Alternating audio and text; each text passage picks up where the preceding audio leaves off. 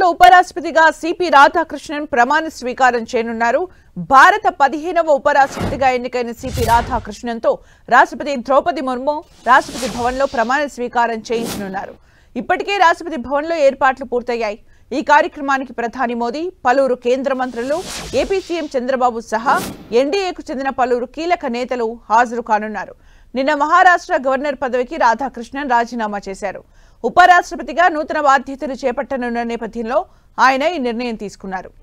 ఈ వారం జరిగిన ఉపరాష్ట్రపతి ఎన్నికల్లో ఎన్డీఏ అభ్యర్థి సిపి రాధాకృష్ణన్ విజయం సాధించారు.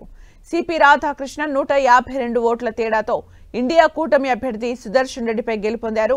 సిపి రాధాకృష్ణన్ కు 452 ఓట్లు రాగా సుదర్శన్ రెడ్డికి 300 ఓట్లు వచ్చాయి. ఫలితంగా భారత 15వ ఉపరాష్ట్రపతిగా సిపి రాధాకృష్ణన్ ఎన్నికయ్యారు. ఈ ఎన్నికలో 15 ఓట్లు చెల్లలేదు. 98.2% పోలింగ్ నమోదైంది.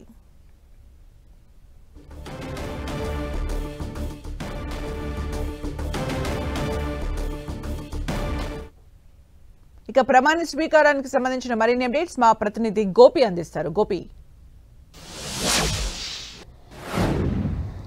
సుమిత్ర 15వ ఉపరాష్ట్రపతిగా మరి కాసేపట్లో సిపి రాధాకృష్ణన్ ప్రమాణ స్వీకారం చేయనున్నారు.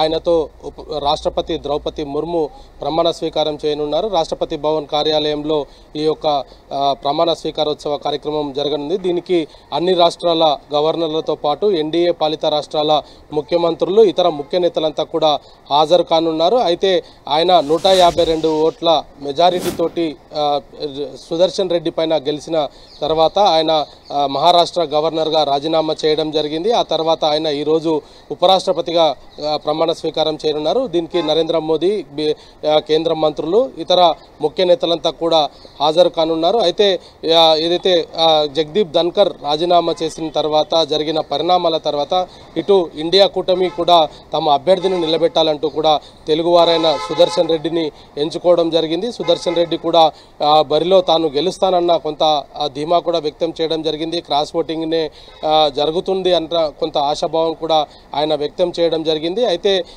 ఇటు ఎన్డీఏకు స్పష్టమైన బలం ఉండడం జరిగింది. దాంతోపాటు ఇంకా అదనంగా కూడా కొన్ని ఓట్లు 22 ఓట్లు అదనంగా రావడంతో ఆయన 152 ఓట్ల తేడాతోటి ఆయన ఉపరాష్ట్రపతిగా గెలుపొందడం జరిగింది. ఈరోజు 10 గంటలకు రాష్ట్రపతి భవన్లో ద్రౌపది ముర్ము చేతుల మీదుగా ఆయన ప్రమాణ స్వీకారం చేయనున్నారు.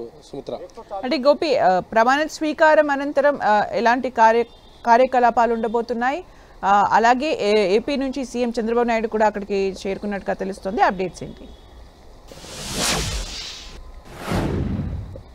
సుమిత్ర, నిన్న నైటే ఏపీ సీఎం చంద్రబాబు నాయుడు ఢిల్లీకి చేరుకోవడం జరిగింది. ఆయన ఈరోజు జరిగే ఈ యొక్క ప్రమాణ స్వీకారోత్సవ కార్యక్రమానికి కూడా హాజరు కానున్నారు. ఇటు తెలుగు రాష్ట్రాలకు సంబంధించిన 2 గవర్నర్లు కూడా ఈ యొక్క ప్రమాణ స్వీకార కార్యక్రమానికి రానున్నారు. అదేవిధంగా ఇతర ఎన్డీఏ పాలిత రాష్ట్రాల ముఖ్యమంత్రులు, ముఖ్య నేతలంతా కూడా ఈ యొక్క ప్రమాణ స్వీకార కార్యక్రమానికి హాజరు కానున్నారు. సిపి రాధాకృష్ణన్ గతంలో బీజేపీలో సుదీర్ఘ అనుభవం ఉన్న వ్యక్తి. ఇటు తెలుగు రాష్ట్రానికి కూడా గవర్నర్గా పనిచేయడం జరిగింది. ప్రస్తుతం మహారాష్ట్ర గవర్నర్గా ఆయన పనిచేయడం జరిగింది. ఆయన అందరితో కూడా బీజేపీ నేతలతోటి చాలా సన్నిహితంగా ఉన్న వ్యక్తి కావడము, అదేవిధంగా ఎటువంటి విమర్శలు లేని వ్యక్తి కావడంతో ఆయనను ఉపరాష్ట్రపతి అభ్యర్థిగా ఎన్డీఏ ఎన్నుకోవడం జరిగింది. అందుకు దీటుగానే ఆయన విజయం కూడా ఖరారైంది. 152 సీట్ల తేడాతోటి, అంటే గతంలో జగదీప్ ధన్కర్ కంటే ఎక్కువ సీట్లతోటి సిపి రాధాకృష్ణన్ ఆయన విజయం సాధించడం జరిగింది. అయితే ఈరోజు 10 గంటలకు జరిగే ఈ కార్యక్రమానికి ఇటు తెలుగు రాష్ట్రాలకు సంబంధించిన గవర్నర్లతో పాటు ఆంధ్రప్రదేశ్ ముఖ్యమంత్రి చంద్రబాబు నాయుడు కూడా హాజరు కానున్నారు. ఈరోజు 10 గంటలకు ఈ కార్యక్రమం ప్రారంభం కానుంది. Thank you Gopi for the updates.